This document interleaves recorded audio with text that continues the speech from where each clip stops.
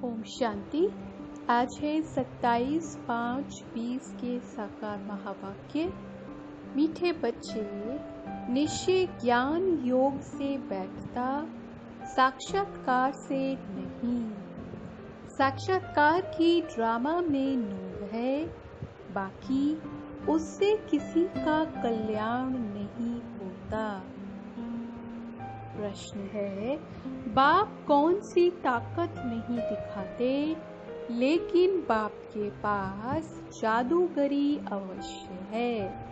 उत्तर है, मनुष्य समझते हैं भगवान तो ताकतमंद है, वह मरे हुए को भी जिंदा कर सकते हैं, परंतु बाबा कहते ये ताकत मैं नहीं दिखाता।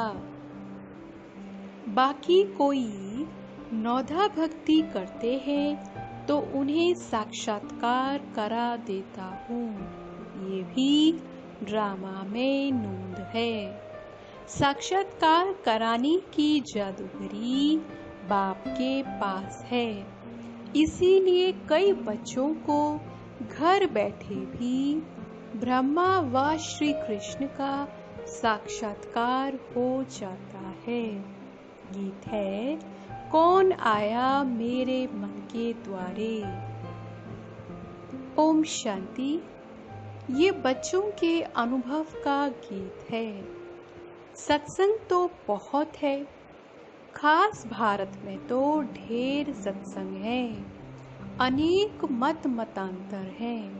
वास्तव में वह कोई सत्संग नहीं, सत्संग एक होता है। बाकी तुम वहाँ किसी विद्वान, आचार्य, पंडित का मुंह देखेंगे, बुद्धि उस तरफ जाएगी। यहाँ फिर अनोखी बात है, ये सत्संग एक ही बार इस संगम युग पर होता है। ये तो बिल्कुल नई बात है। उस बेहद के बाप का शरीर तो कोई है नहीं। कहते हैं मैं तुम्हारा निराकार शिव बाबा हूँ। तुम और सत्संगों में जाते हो तो शरीरों को ही देखते हो। शास्त्र याद कर फिर सुनाते हैं, अनेक प्रकार के शास्त्र हैं, वह तो तुम जन्म जन्मांतर सुनते आए हो। अब है नई बात, बुद्धि से आत्मा जानती है। बाप कहते हैं, हे मेरे सिखी लदे बच्चे, हे मेरे सालीग्रामों, तुम बच्चे जानते हो 5000 वर्ष पहले इस शरीर द्वारा बाबा ने पढ़ाया था। तुम्हारी बुद्धि एकदम दूर चली जाती है तो बाबा आया है। बाबा अक्षर कितना मीठा है, वह है मात पिता। कोई भी सुनेंगे तो कहेंगे पता नहीं इनों के मात पिता कौन है। बरोबर वह साक्षात्कार कराते हैं तो उसमें भी वह मूंझते हैं। कभी ब्रह्मा को कभी कृष्ण को देख लेते हैं तो विचार करते रहते कि ये क्या है। ब्रह्मा का भी बहुतों को घर बैठे साक्षात्कार होता है।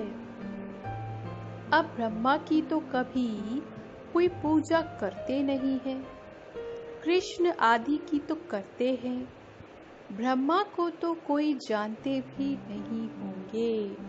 प्रजापिता ब्रह्मा तो अब आया है, ये है प्रजापिता। बाप बैठ समझाते हैं कि सारी दुनिया पतित है, तो जरूर ये भी बहुत जन्मों के अंत में पतित ठहरे। कोई भी पावन नहीं है, इसीलिए कुंभ के मेले पर, हरिद्वार गंगा सागर के मेले पर जाते हैं। समझते हैं स्नान करने से पावन बन जाएंगे, लेकिन ये नदियां कोई पतित पावनी थोड़ी हो सकती। नदियां तो निकलती हैं सागर से। वास्तव में तुम हो ज्ञान गंगाएं, महत्व तुम्हारा है। तुम ज्ञान गंगाएं जहां तहां निकलती हो, वो लोग फिर दिखलाते हैं तीर मारा और गंगा निकली। तीर मारने की तो बात नहीं, ये ज्ञान गंगाएं देश देशांतर जाती हैं।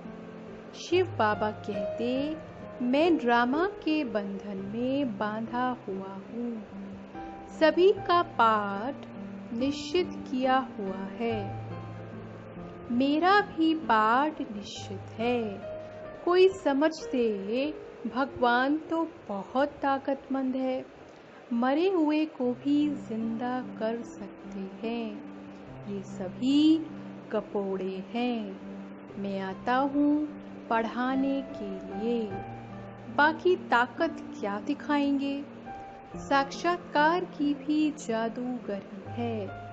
नौदा भक्ति करते हैं तो मैं साक्षात्कार कराता हूँ। जैसे काली का रूप दिखलाते हैं, उन पर फिर तेल चढ़ाते हैं।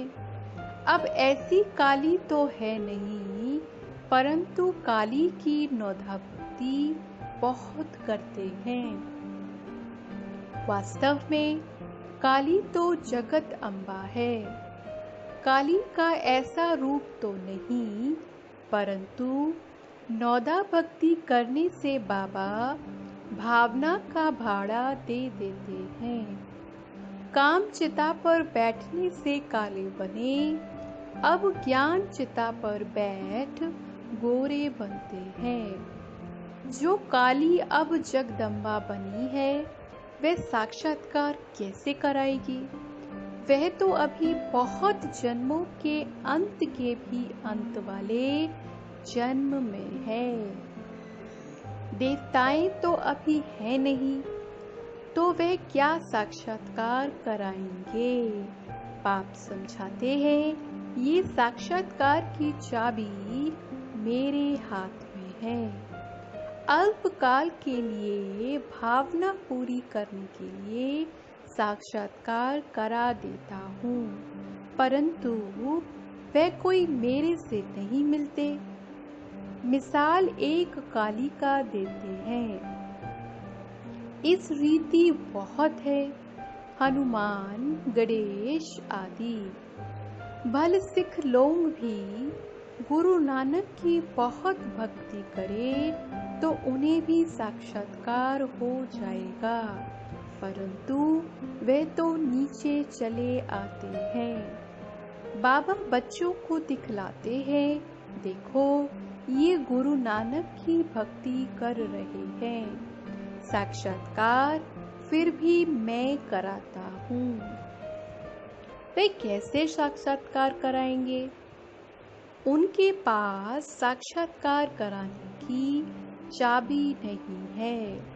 ये बाबा कहते हैं, मुझे विनाश स्थापना का साक्षात्कार भी उस बाबा ने कराया, परंतु साक्षात्कार से कोई का भी कल्याण नहीं। ऐसे तो बहुतों को साक्षात्कार होते थे, आज वे है नहीं। बहुत बच्चे कहते हैं, हमको जब साक्षात्कार हो तो निश्चय बैठे, परंतु निश्चय साक्षात्कार से नहीं हो सकता। निश्चय बैठता है ज्ञान और योग से। 5000 वर्ष पहले भी मैंने कहा था कि ये साक्षात्कार मैं कराता हूँ।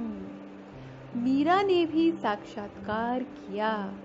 ऐसे नहीं कि आत्मा वहां चली गई, नहीं, बैठे बैठे साक्षात्कार कर लेते हैं, लेकिन मेरे को नहीं प्राप्त कर सकते।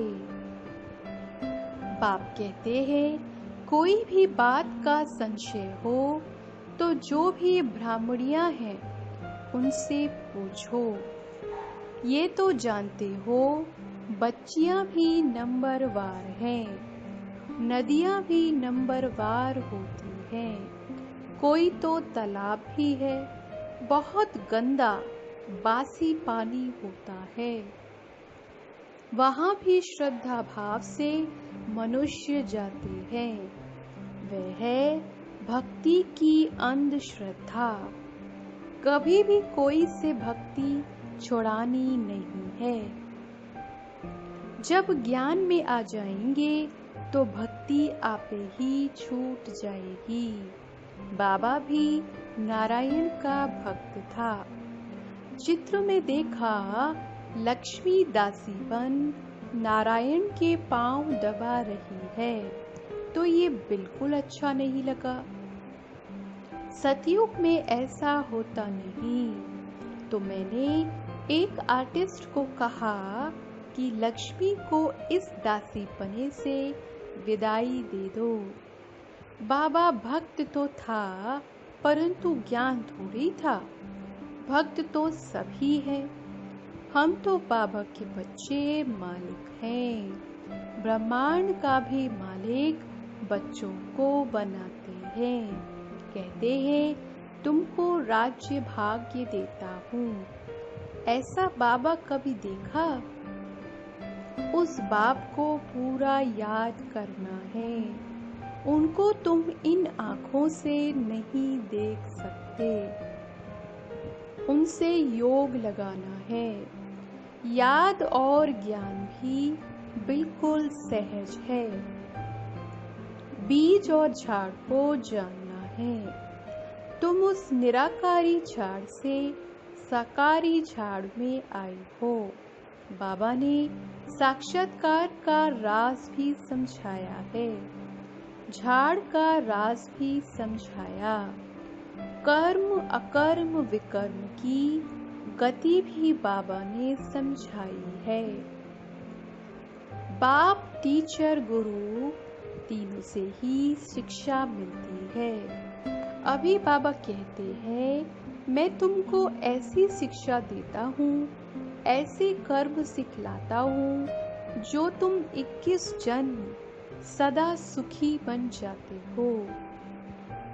टीचर शिक्षा देते हैं ना, गुरु लोगों की पवित्रता की शिक्षा देते हैं अथवा कथाएं सुनाते हैं, परंतु धारणा बिल्कुल नहीं होती।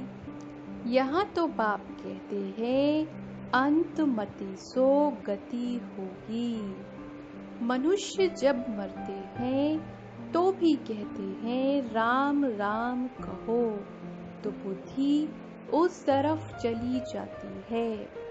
अभी बाप कहते हैं तुम्हारा साकार से योग छूटा। अब मैं तुमको बहुत अच्छे कर्म सिखलाता हूँ। श्री कृष्ण का चित्र देखो। पुरानी दुनिया को लात मारते और नई दुनिया में आते हैं। तुम भी पुरानी दुनिया को लात मार नई दुनिया में जाते हो। तो तुम्हारी नर्क की तरफ है लात, स्वर्ग तरफ है मुंह। शमशान में भी अंदर जब घुसते हैं तो मुर्दे का मुंह उस तरफ कर लेते हैं, लात पिछाड़ी तरफ कर लेते हैं। तो ये चित्र भी ऐसा बनाया है। मम्मा बाबा और तुम बच्चे, तुमको तो मम्मा बाबा को फॉलो करना पड़े, जो उनकी गद्दी पर बैठो। राजा के बच्चे प्रिंस प्रिंसेस कहलाते हैं ना।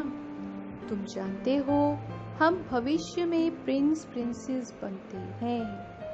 ऐसा कोई बाप, टीचर, गुरु होगा जो तुमको ऐसे कर्म सिखलाए। तुम सदा काल के लिए सुखी बनते हो।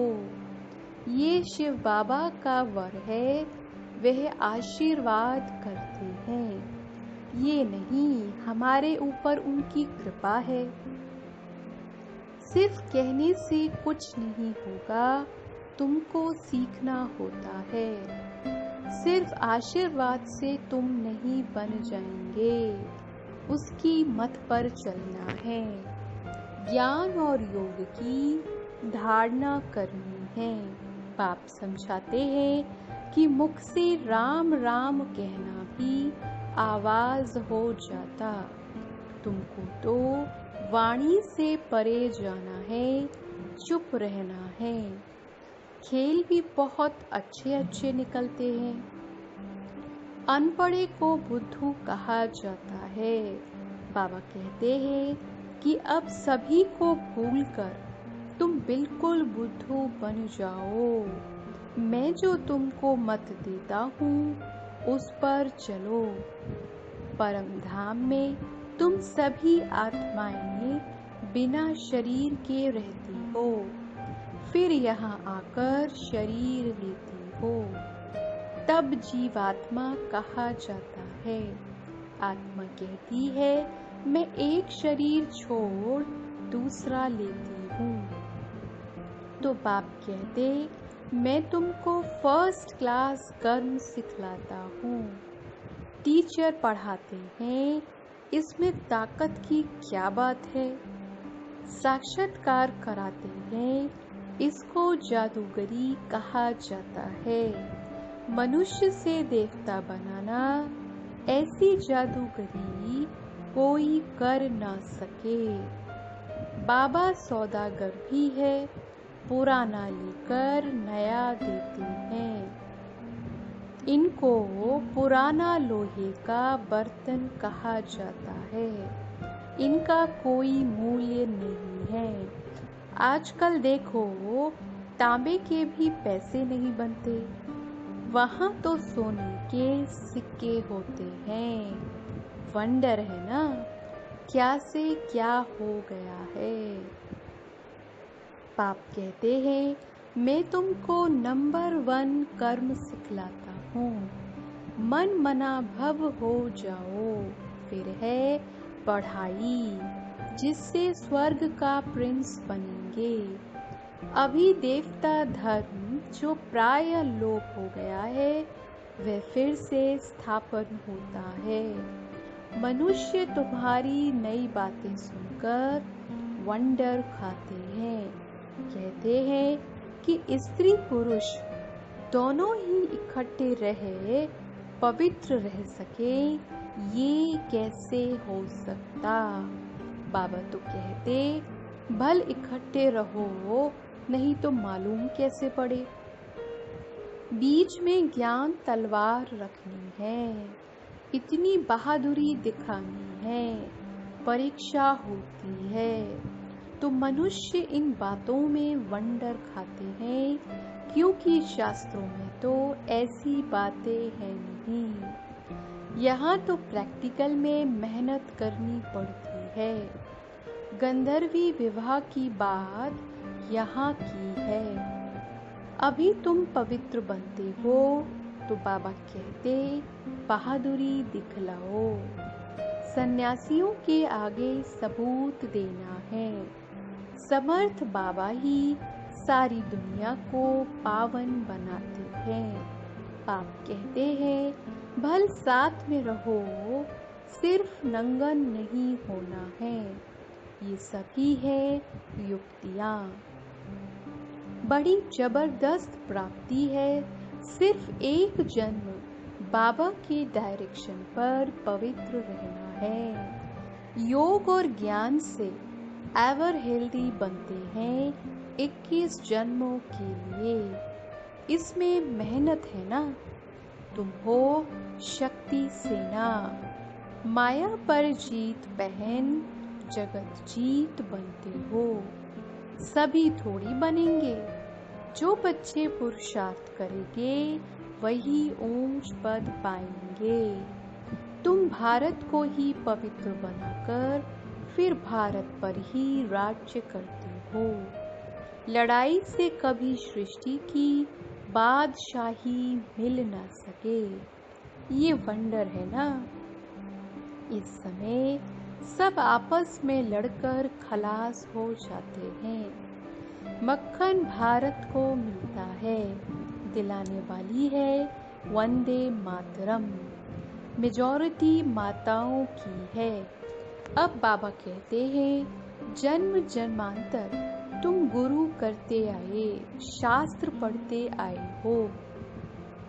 अब हम तुमको समझाते हैं, जज योरसेल्फ, राइट क्या है। सतयुग है राइटियस दुनिया, माया अनराइटियस बनाती है। अब भारतवासी इरिलीजियस बन पड़े हैं। रिलीजन नहीं, इसलिए माइट नहीं रही है। इरिलीजियस, अनराइटियस, अनलॉफुल, इंसॉल्वेंट बन पड़े हैं। बेहद का बाप है, इसीलिए बेहद की बातें समझाते हैं। कहते हैं कि फिर तुमको रिलीजियस मोस्ट पावरफुल बनाता हूँ। स्वर्ग बनाना तो पावरफुल का काम है, परंतु है गुप्त, इनकॉग्निटो वॉरियर्स है। बाप का बच्चों पर बहुत प्यार होता है, मत देते हैं। बाप की मत, टीचर की मत, गुरु की मत, सोनार की मत, धोबी की मत, इसमें सभी मतें आ जाती हैं। अच्छा, मीठे मीठे सिखिलदे बच्चों प्रति माता पिता बाप दादा का याद प्यार और गुड मॉर्निंग। रूहानी बाप की रूहानी बच्चों को नमस्ते। धारणा के लिए मुख्य सार है, इस एक अंतिम जन्म में बाप के डायरेक्शन पर चल घर गृहस्थ में रहते पवित्र रहना है। इसमें बहादुरी दिखानी है। दूसरी पॉइंट है, श्रीमत पर सदा श्रेष्ठ कर्म करने हैं, वाणी से परे जाना है। जो कुछ पढ़ा व सुना है उसे भूल बाप को याद करना है। आज का वरदान है, शुभ चिंतन द्वारा ज्ञान सागर में समाने वाले अति इंद्रिय सुख के अनुभवी भव। जैसे सागर के अंदर रहने वाले जीव जंतु सागर में समाये हुए रहते हैं, बाहर नहीं निकलना चाहते।